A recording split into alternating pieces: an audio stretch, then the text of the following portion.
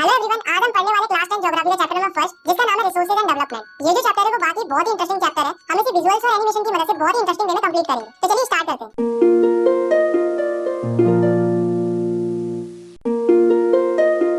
दोस्तों, हमारी जो प्रकृति होती है उसमें हमें बहुत सारी चीजें देखने को मिलती है, जैसे कि water, forest, soil, wind, animal. ये सब क्या है?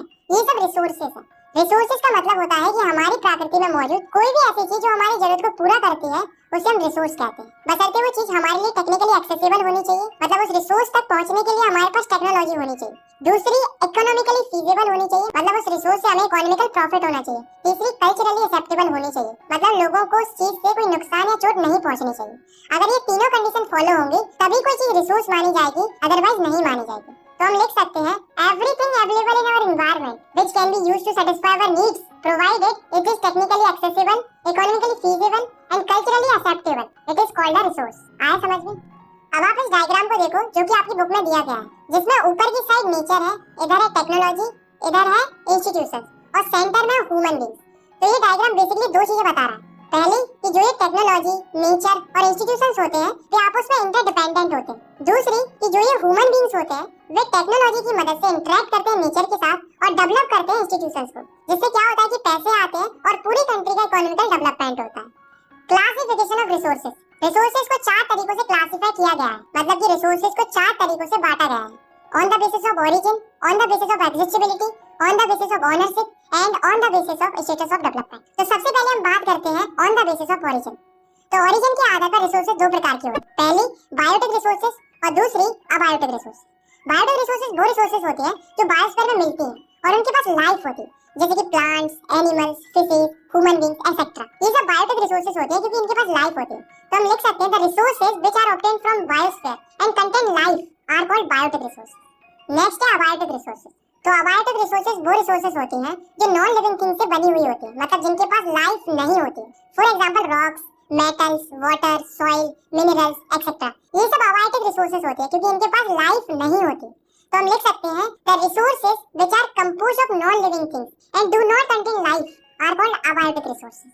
अब हम बात करते हैं सेकंड वे ऑफ क्लासिफिकेशन की, जो कि है on the basis of exhaustibility. तो एग्जॉस्टिबिलिटी के आधार पर भी रिसोर्सेज दो प्रकार की होती हैं। पहली रिन्यूएबल रिसोर्सेज और दूसरी नॉन रिन्यूएबल रिसोर्सेज। तो रिन्यूएबल रिसोर्सेज वो रिसोर्सेज होती हैं जिन्हें हम आसानी से रिन्यू कर सकते हैं या रिप्रोड्यूस कर सकते हैं, जो कभी खत्म नहीं होती है, जो हमेशा अवेलेबल रहती है। For example solar energy, wind energy, hydro energy, geothermal energy, biomass energy etcetera. तो ये सब रिन्यूएबल रिसोर्सेज होते हैं क्योंकि इनको आसानी से रिन्यू किया जा सकता है। तो हम लिख सकते हैं the resources which can be renewed और reproduced by physical, chemical and mechanical process are called renewable resource. Now we talk about non renewable resources. तो नॉन रिन्यूएबल रिसोर्सेज वो रिसोर्सेज होते हैं जो आसानी से रिन्यू नहीं होते। एक बार ये रिसोर्सेज खत्म हो गए तो इन्हें मिलियंस ऑफ ईयर लग जाते हैं फिर से बनने के लिए। For example coal, petroleum, natural gas, metals, nuclear etcetera. ये सब नॉन रिन्यूएबल रिसोर्सेज होते हैं। तो हम लिख सकते हैं the resources that can not be renewed और reproduced immediately once they are exhausted they take millions of year to regenerate are called non renewable resources. आया समझ में? अब हम बात करते हैं थर्ड वे ऑफ क्लासिफिकेशन की, जो कि है on the basis of ownership. तो ओनरशिप के बेसिस पर रिसोर्सेज चार प्रकार के होते हैं। पहली इंडिविजुअल रिसोर्सेज, दूसरी कम्युनिटी ओन्ड रिसोर्सेज, तीसरी नेशनल रिसोर्सेज और चौथी इंटरनेशनल रिसोर्सेज। तो सबसे पहले हम बात करते हैं इंडिविजुअल रिसोर्सेज की। तो इंडिविजुअल रिसोर्सेज वो रिसोर्सेज होते हैं जिन्हें कोई एक व्यक्ति ओन करता है प्राइवेटली, मतलब किसी व्यक्ति की कोई निजी संपत्ति है तो वो उसकी इंडिविजुअल रिसोर्स है। For example plot, field, house, car, book, ये सब इंडिविजुअल रिसोर्सेज होते हैं क्योंकि इन सब पर किसी एक इंडिविजुअल व्यक्ति का कंट्रोल रहता है। तो हम लिख सकते हैं the resources which are owned privately by individuals are called individual resources. Next है कम्युनिटी ओन्ड रिसोर्सेज। तो कम्युनिटी ओन्ड रिसोर्सेज वो रिसोर्सेज होती हैं जो किसी एक व्यक्ति के लिए नहीं बल्कि पूरी की पूरी कम्युनिटी के लिए होती है। For example public parks, picnic spots, ponds, playgrounds, grazing ground, ये सब कम्युनिटी ओन्ड रिसोर्सेज हैं। तो हम लिख सकते हैं the resources which owned by community और society are called community owned resources. Next है नेशनल रिसोर्सेज। तो अगर हम टेक्निकली देखें तो देश में पाई जाने वाली हर एक रिसोर्स नेशनल रिसोर्स है, चाहे वो किसी की इंडिविजुअल प्रॉपर्टी ही क्यों ना हो। और हाँ, गवर्नमेंट के पास लीगल पावर होती है कि वो किसी की भी प्राइवेट प्रॉपर्टी को एक्वायर कर सकती है आम जनता के भले के लिए, बट गवर्नमेंट उसके लिए फेयर कंपनसेशन भी देती है। इसके अलावा देश में पाए जाने वाले minerals, water resources, forest, wild life, ये सब भी नेशनल रिसोर्स का ही पार्ट होते हैं। और साथ में कोस्ट लाइन से लेकर 12 नॉटिकल माइल्स मतलब 22.2 किलोमीटर तक का जो ओशन का एरिया होता है वो भी नेशनल रिसोर्सेज का ही पार्ट होता है। तो हम लिख सकते हैं all the resources which are under the control of state and union government are called national resources. मतलब ऐसी रिसोर्सेज जो देश की गवर्नमेंट के कंट्रोल में रहती है उन्हें हम नेशनल रिसोर्सेज कहते हैं। नेक्स्ट है इंटरनेशनल रिसोर्सेज। तो इंटरनेशनल रिसोर्सेज वो रिसोर्सेज होते हैं जिन पर किसी एक देश का कंट्रोल नहीं होता है, ना ही कोई एक देश अपनी मर्जी से इन रिसोर्सेज का इस्तेमाल कर सकता है। इन रिसोर्सेज को इंटरनेशनल इंस्टीट्यूशंस रेगुलेट करते हैं, जैसे कि कोस्टल लाइन से 200 नॉटिकल माइल्स के बाहर वाला जो ओशन होता है, जिसे ओपन सी भी बोलते हैं, वो इंटरनेशनल रिसोर्सेज में ही आता है। अगर किसी कंट्रीज को इन इंटरनेशनल रिसोर्सेज का इस्तेमाल करना होता है तो उन्हें इंटरनेशनल इंस्टीट्यूशन से परमिशन लेनी पड़ती है। तो हम लिख सकते हैं the resources which are not owned by any specific country which regulated by international institution, such resources are called international resources. आया समझ में? अब हम बात करते हैं फोर्थ वे ऑफ क्लासिफिकेशन की, जो कि है on the basis of status of development. तो स्टेटस ऑफ डेवलपमेंट के बेसिस पर रिसोर्सेज 4 प्रकार की होती है। पहली पोटेंशियल रिसोर्सेज, दूसरी डेवलप्ड रिसोर्सेज, तीसरी स्टॉक और चौथी रिजर्व। तो सबसे पहले हम बात करते हैं पोटेंशियल रिसोर्सेज की। तो इसको मैं आपको एक एग्जांपल के थ्रू समझाता हूँ। वो एग्जांपल है गुजरात और राजस्थान का। तो गुजरात और राजस्थान में क्या होता है कि वहाँ पर बहुत ज्यादा धूप पड़ती है और बहुत ज्यादा हवाएं चलती हैं। तो हम यहाँ पे क्या कर सकते हैं, एक तो हम धूप के लिए सोलर प्लांट्स लगा सकते हैं और विंड्स के लिए हम विंड टरबाइन लगा सकते हैं, जिससे क्या होगा कि हम इलेक्ट्रिसिटी जनरेट कर पाएंगे। पर ऐसा हम नहीं करते। क्यों नहीं करते?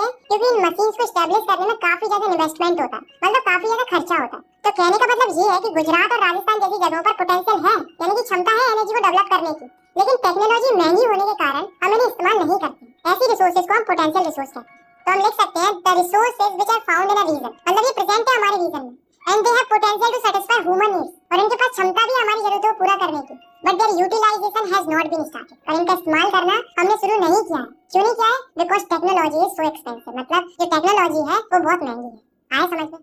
इसका एग्जांपल हम लिख सकते हैं Gujarat and Rajasthan have potential for solar and wind energy.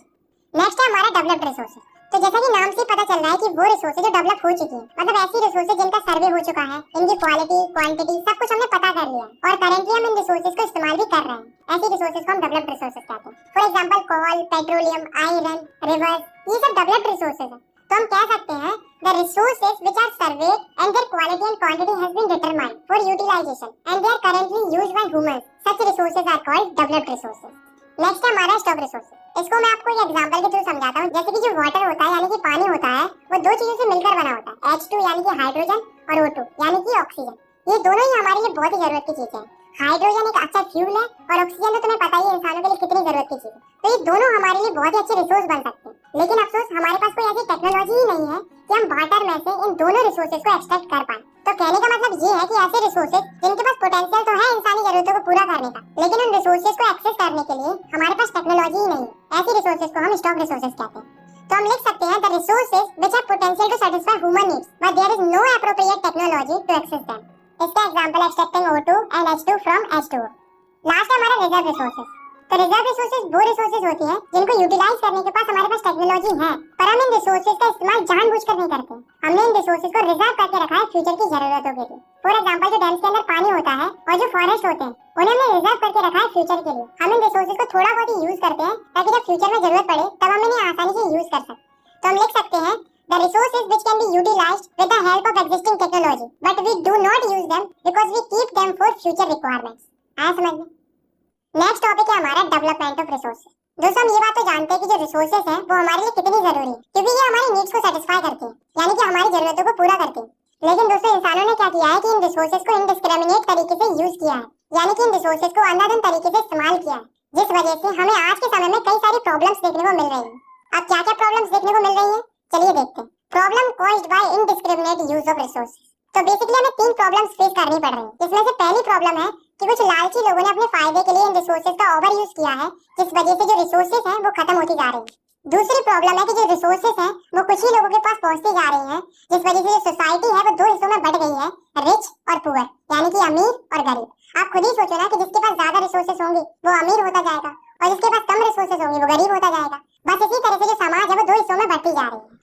तीसरी प्रॉब्लम है कि रिसोर्सेज के ओवर एक्सप्लॉयटेशन की वजह से हमें कई सारे इकोलॉजिकल क्राइसिस से गुजरना पड़ रहा है, जैसे कि global warming, ozone layer depletion, pollution, land degradation etcetera. अब दोस्तों सवाल ये उठता है कि क्या कोई ऐसा तरीका है जिससे हम रिसोर्सेज को बचा सकते हैं? तो इसके लिए एक टर्म इंट्रोड्यूस हुआ, एक कांसेप्ट आया जिसका नाम है सस्टेनेबल डेवलपमेंट। तो सस्टेनेबल डेवलपमेंट क्या कहता है कि रिसोर्सेज का इस्तेमाल करो, बेशक करो, पर इस तरीके से करो कि जो हमारा एनवायरनमेंट है वो डैमेज ना हो और जो आने वाली फ्यूचर जनरेशंस हैं उनके लिए भी रिसोर्सेज बची रहे। तो हम सस्टेनेबल डेवलपमेंट को कुछ इस तरीके से लिख सकते हैं, the resources should be used in such a way that our environment is not damaged and the needs of future generations are not compromised. This called as sustainable development. अब दोस्तों सवाल ये उठता है कि जो ये सस्टेनेबल डेवलपमेंट का जो आइडिया था वो आया कहां से, इसकी शुरुआत कहां से?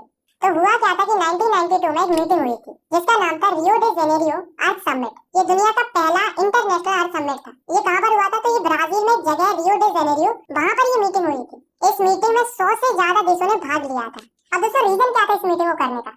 तो रीजन था कि कैसे हम एनवायरनमेंट को प्रोटेक्ट कर सकते हैं और जो एनवायरनमेंट से रिलेटेड जितनी भी समस्या है उनका क्या क्या समाधान हो सकता है, इस चीज पर डिस्कशन करना, ताकि विश्व स्तर पर सोशियो इकोनॉमिक डेवलपमेंट हो सके। तो ये रीजन था और इसके लिए मीटिंग होती है, सभी आपस में डिस्कशन करते हैं और अपने अपने विचार रखते हैं। इसके बाद इस मीटिंग का रिजल्ट आता है। तो रिजल्ट क्या आता है? देखो, पहला, सारे देश मिलकर जंगलों को प्रोटेक्ट करने के लिए ग्लोबल फॉरेस्ट प्रिंसिपल्स पर सहमति जताते हैं। मतलब सारे देशों के लीडर ये सहमति जताते हैं कि हम जंगलों का सस्टेनेबल तरीके से इस्तेमाल करेंगे और जंगलों की रक्षा करेंगे। दूसरा, ये सारे देशों के लीडर सस्टेनेबल डेवलपमेंट के लिए एजेंडा 21 को अपनाते हैं। अब सवाल ये उठता है कि ये एजेंडा 21 क्या था? तो एजेंडा 21 बेसिकली कुछ नहीं था, एक डिक्लेरेशन था, यानी कि एक घोषणा पत्र था जिसमें एनवायरनमेंट की जो अलग अलग प्रॉब्लम्स थी जो कि इंसानों ने क्रिएट की थी उनको कैसे खत्म करना है और एनवायरनमेंट को कैसे बचाना है, इस चीज पर एक ब्लूप्रिंट था। तो आया समझ में कि क्या था एजेंडा 21। नेक्स्ट टॉपिक है हमारा रिसोर्स प्लानिंग। तो जैसा कि आपको नाम से पता चल रहा है कि रिसोर्स प्लानिंग का मतलब होता है रिसोर्सेज की प्लानिंग करना, मतलब रिसोर्सेज को सही ढंग से इस्तेमाल करना। अब दोस्तों एक क्वेश्चन अराइज होता है कि रिसोर्स प्लानिंग करने की जरूरत क्या है? तो रिसोर्स प्लानिंग करना क्यों जरूरी है, ये मैं आपको एक एग्जांपल के थ्रू समझाता हूँ। जैसे मान लीजिए हमारी इंडिया है, तो इंडिया में झारखंड और छत्तीसगढ़ में काफी ज्यादा मिनरल्स और कोयल पाया जाता है। सिमिलरली अगर हम बात करें राजस्थान की, तो राजस्थान में सोलर एंड विंड एनर्जी काफी मात्रा में है, लेकिन वहाँ पर पानी की कमी है। और वहीं अगर हम बात करें अरुणाचल प्रदेश की, तो वहाँ पर पानी तो बहुत है लेकिन इंफ्रास्ट्रक्चर की कमी है। तो कहने का मतलब ये है कि हमारे यहाँ रिसोर्सेज तो बहुत है लेकिन वो अनइवन तरीके से डिस्ट्रीब्यूटेड है। तो ऐसे में रिसोर्स प्लानिंग करना बहुत ही ज्यादा जरूरी हो जाता है, ताकि जहाँ जिस रिसोर्स की कमी है वहाँ उस रिसोर्स को पहुंचा पाए, ताकि किसी एक रीजन का नहीं बल्कि पूरी कंट्री का डेवलपमेंट हो सके। Resource planning in India.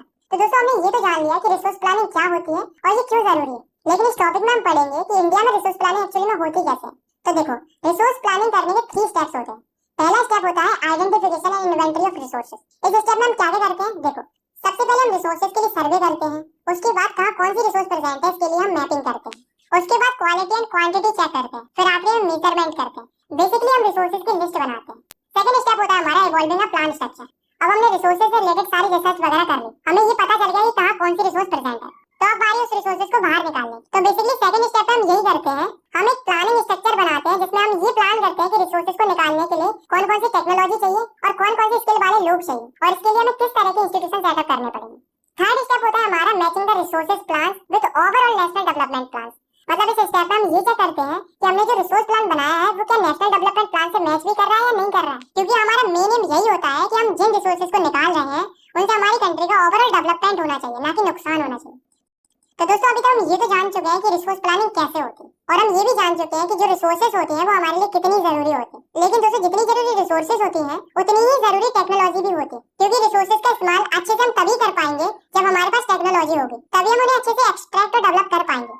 दोस्तों आप ये बात तो जानते ही होंगे कि हमारे इंडिया के ऊपर 1947 से पहले ब्रिटिशर्स का रूल था।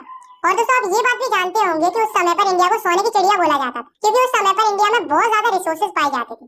लेकिन ब्रिटिशर्स ने इंडिया की रिसोर्सेज को बहुत ही बुरी तरीके से यूज किया, एक्सपोर्ट किया और एक्सप्लॉइट किया।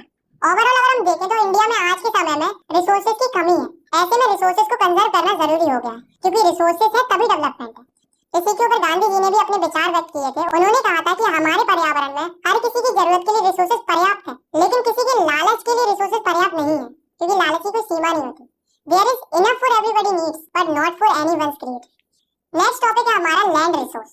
तो लैंड जो है वो हमारे लिए बहुत इंपॉर्टेंट रिसोर्स है, क्योंकि हम जमीन पर काफी ज्यादा डिपेंडेंट रहते हैं। हम खेती करते हैं, जमीन पर घर बनाते हैं, यहाँ तक कि जो वाइल्ड लाइफ होती है, फॉरेस्ट होते हैं, ये सब लैंड पर ही डिपेंडेंट रहते हैं। इसलिए लैंड बहुत ही इंपॉर्टेंट रिसोर्स होता है। अगर हम इंडिया की बात करें तो इंडिया की जो लैंड है वो बहुत से रिलीफ फीचर्स में प्रेजेंट है, जैसे कि 43% जो लैंड है वो प्लेन है, 30% जो लैंड है वो माउंटेन से कवर्ड है और 27% जो लैंड है वो प्लेटू रीजन है। तो इस तरीके से इंडिया की जो लैंड है वो डिस्ट्रीब्यूटेड है।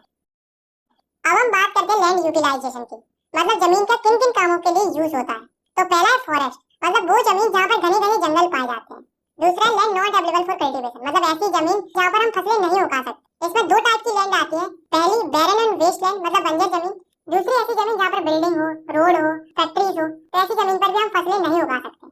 थर्ड है अदर अनकल्टिवेटेड लैंड। इसमें फर्स्ट आता है ग्रेजिंग लैंड, मतलब जहाँ पर गाय भैंस वगैरह घास चरने जाते हैं। सेकंड आता है ऐसी जमीन जहाँ पर मिसलेनियस ट्रीज उगे हुए होते हैं और इस लैंड को भी हम यूज नहीं करते हैं कल्टीवेशन के लिए। थर्ड आता है कल्चरेबल वेस्ट लैंड, मतलब ऐसी जमीन जिस पर हम फसल उगा सकते हैं पर 5 सालों से ज्यादा समय हो गया है लेकिन हमने वहाँ पर कोई भी फसल नहीं उगाई है। ऐसी जमीन कल्टिवेबल वेस्टलैंड कहते हैं। अब बात करते हैं फैलो लैंड्स की। तो फैलो लैंड्स दो तरह के होते हैं, पहली करंट फैलो लैंड्स, दूसरी other than current fallow lands. तो करंट फैलो लैंड्स ऐसी जमीन होती है जिस पर एक साल से अगर कोई फसल नहीं उगाई गई है तो उसे हम करंट फैलो लैंड कहेंगे। सेकंड है other than current fallow land. तो ऐसी जमीन जिस पर पिछले 1 से 5 सालों तक कोई भी क्रॉप नहीं उगाई गई है तो उस जमीन को हम other than current fallow land में कंसीडर करेंगे। अब हम बात करते हैं नेट सोन एरिया की। तो नेट सोन एरिया का मतलब होता है ऐसा एरिया जिस पर साल में एक बार फसल जरूर उगाई जाती है, उसे नेट सोन एरिया कहते हैं। अब हम बात करते हैं ग्रॉस क्रॉप एरिया की। तो ग्रॉस क्रॉप एरिया मतलब ऐसा एरिया जिस पर साल में एक से ज्यादा बार फसल उगाई जाती है, प्लस वो एरिया जिस पर साल में एक बार फसल उगाई जाती है। ये दोनों तरह की लैंड्स को हम ग्रॉस क्रॉप एरिया कहते हैं। Land use pattern in India, इसी से रिलेटेड आप इस डाटा को देख सकते हो जो कि आपकी एनसीईआरटी में दिया हुआ है। इसमें आपको बताया गया है कितना कितना एरिया कहाँ यूज हो रहा है।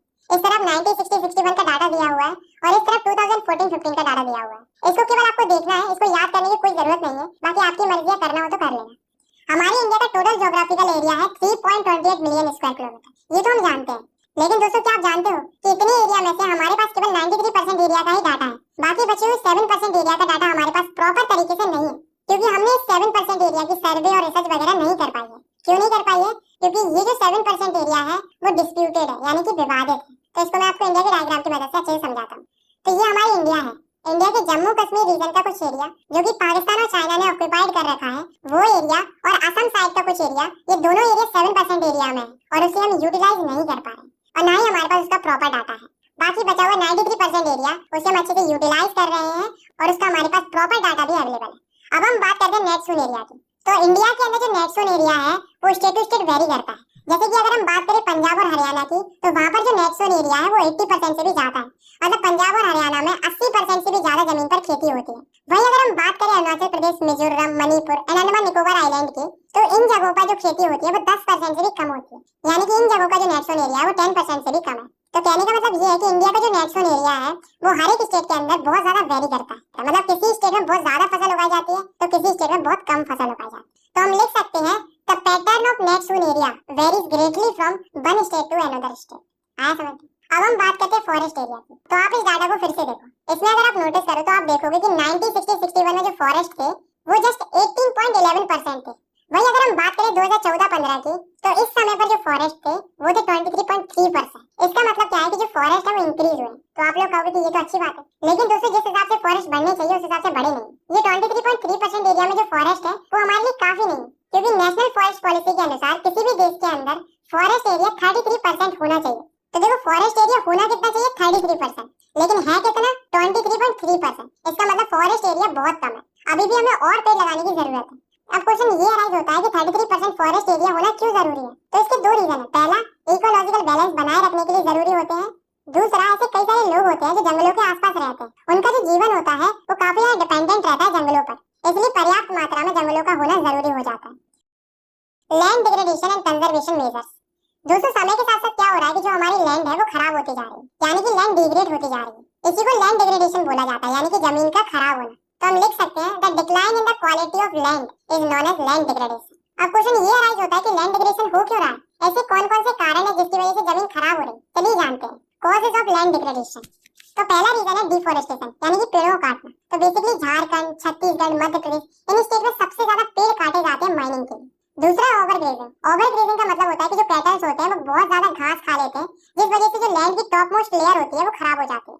ओवरग्रेजिंग मोस्टली दो जगहों पर सबसे ज्यादा होती है, मध्य प्रदेश और महाराष्ट्र। थर्ड है ओवर इरिगेशन। ओवर इरिगेशन का मतलब होता है खेतों में हद से ज्यादा पानी देना। हद से ज्यादा पानी देने से भी लैंड डिग्रेड होती है, क्योंकि उससे लैंड सलाइन या एल्कलाइन हो जाती है। ओवर इरिगेशन सबसे ज्यादा पंजाब, हरियाणा, वेस्टर्न यूपी में देखने को मिलता है। फोर्थ है cement industry generate huge amount of dust. मतलब होता क्या है कि जो सीमेंट इंडस्ट्रीज होती है उनमें काफी ज्यादा डस्ट निकलती है, क्योंकि बड़े बड़े पत्थरों को फोड़ा जाता है, जिस वजह से जो आसपास की जमीन होती है उस पर डस्ट इकट्ठी हो जाती है और वो लैंड खराब हो जाती है। फिफ्थ है इंडस्ट्रियल वेस्ट। तो जो बड़ी बड़ी इंडस्ट्रीज होती है उनका जो वेस्ट होता है उसे सीधा जमीन में फेंक दिया जाता है, जिस वजह से वो लैंड कल्टीवेशन के मतलब की नहीं बचती। तो दोस्तों ये जो कारण हमने देखे, इन्हीं कारणों की वजह से हमारी जो लैंड है वो खराब होती जा रही है। अब आप सोच रहे होंगे क्या कोई ऐसा तरीका है जिससे हम लैंड को डिग्रेड होने से बचा सकते हैं? ऑफ कोर्स है, बल्कि बहुत सारे तरीके हैं। चलिए जानते हैं conservation measures of land degradation. तो पहला है अफॉरेस्टेशन। अफॉरेस्टेशन का मतलब होता है पेड़ लगाना। पहले पेड़ काट रहे थे, अब पेड़ लगाना है। दूसरा है मैनेजमेंट ऑफ ग्रेजिंग लैंड, मतलब जो कैटल्स के लिए ग्रेजिंग लैंड होता है उसको प्रॉपर तरीके से मैनेज करना। तीसरा है प्रॉपर इरिगेशन, मतलब अगर पानी है तो उसे हद से ज्यादा इस्तेमाल नहीं करना है इरिगेशन के लिए, जितनी जरूरत है उतना ही इस्तेमाल करना है। इसके लिए हम स्प्रिंकलर सिस्टम का भी यूज कर सकते हैं। चौथा है कंट्रोल माइनिंग एक्टिविटीज, मतलब माइनिंग एक्टिविटीज को कंट्रोल करना। पांचवा treating industrial waste before discharge, मतलब जो इंडस्ट्री से वेस्ट निकलता है उसे अच्छे से ट्रीट करना, उसके बाद उसे सही जगह पर और सही तरीके से डिस्चार्ज करना। तो ये तो थे कुछ कंजर्वेशन मेथड जिनका इस्तेमाल करके हम लैंड डिग्रेडेशन को रोक सकते हैं। अब दोस्तों, अब हम जो टॉपिक पढ़ने जा रहे हैं वो एग्जाम पॉइंट ऑफ व्यू से बहुत ही ज्यादा इंपॉर्टेंट है, तो आपको बहुत ही ध्यान से देखना है। नेक्स्ट टॉपिक है हमारा soil as a resource. Soil का मतलब होता है मिट्टी। मिट्टी के बारे में हम सभी लोग जानते हैं, लेकिन फिर भी मैं आपको बता देता हूँ कि जो लैंड की टॉप मोस्ट लेयर होती है उसे हम सॉइल कहते हैं। सॉइल एक रिन्यूएबल नेचुरल रिसोर्स होती है और इसके अंदर ऑर्गेनिक एंड इनऑर्गेनिक मैटर दोनों ही प्रेजेंट होते हैं। सॉइल प्लांट्स की ग्रोथ के लिए सबसे ज्यादा जरूरी होती है, प्लस जो लिविंग ऑर्गेनिज्म होते हैं वो भी सॉइल पर काफी ज्यादा डिपेंडेंट रहते हैं। इंडिया के अंदर अलग अलग प्रकार की सॉइल पाई जाती है। बेसिकली 6 अलग अलग प्रकार की मिट्टी पाई जाती है: alluvial soil, black soil, red and yellow soil, laterite soil, arid soil and forest soil. तो चलिए इनको एक एक करके अच्छे से डिस्कस करते हैं। तो सबसे पहले हम बात करते हैं एलुवियल सॉइल की। तो एलुवियल सॉइल सबसे ज्यादा फर्टाइल होती है। ये इंडिया के 40% एरिया में फैली हुई है। ये सॉइल मोस्टली इंडिया के नॉर्थर्न प्लेन्स और कोस्टल प्लेन्स में पाई जाती है, जैसा कि आप इस मैप में भी देख सकते हो। तो ये लाइट ग्रीनिश टाइप का जो पोर्शन आपको दिख रहा है वो एलुवियल सॉइल का एरिया है। ये सॉइल गंगा, ब्रह्मपुत्र और इंडस रिवर के द्वारा डिपॉजिट होती है, और जो ईस्टर्न कोस्ट है वहां पर ये सॉइल महानदी, गोदावरी, कृष्णा एंड कावेरी के डालका से डिपॉजिट होती है। एलुवियल सॉइल दो टाइप की होती है, पहली ओल्ड एलुवियम, दूसरी न्यू एलुवियम। ओल्ड एलुवियम को भांगर बोला जाता है और न्यू एलुवियम को खादर बोला जाता है। इसके अंदर सैंड, सिल्ट और क्ले के फाइन पार्टिकल्स मौजूद होते हैं। एलुवियल सॉइल के अंदर काफी अच्छी मात्रा में पोटास, फास्फोरिक एसिड और लाइम पाया जाता है। ये मिट्टी काफी अच्छी होती है वीट, पैडी, शुगरकेन जैसी फसलों को उगाने के लिए। नेक्स्ट है ब्लैक सॉइल। तो ब्लैक सॉइल को हम रेगर सॉइल भी कहते हैं। ये सॉइल कॉटन उगाने के लिए काफी अच्छी होती है, इसलिए इसको कॉटन सॉइल भी कहते हैं। ये सॉइल इग्निशियस रॉक के टूटने से बनती है। ये mostly प्लेटू of Maharashtra, Saurashtra, Malwa, Madhya Pradesh and Chhattisgarh वाले रीजन में पाई जाती है। जैसा कि आप इस मैप में भी देख सकते हो, इसमें जो ब्लैकिश टाइप का जो एरिया है वो ब्लैक सॉइल का एरिया है। ब्लैक सॉइल काफी लंबे समय तक मॉइस्चर को होल्ड करके रख सकती है। इसमें काफी अच्छी मात्रा में calcium carbonate, potassium, magnesium and lime present रहता है।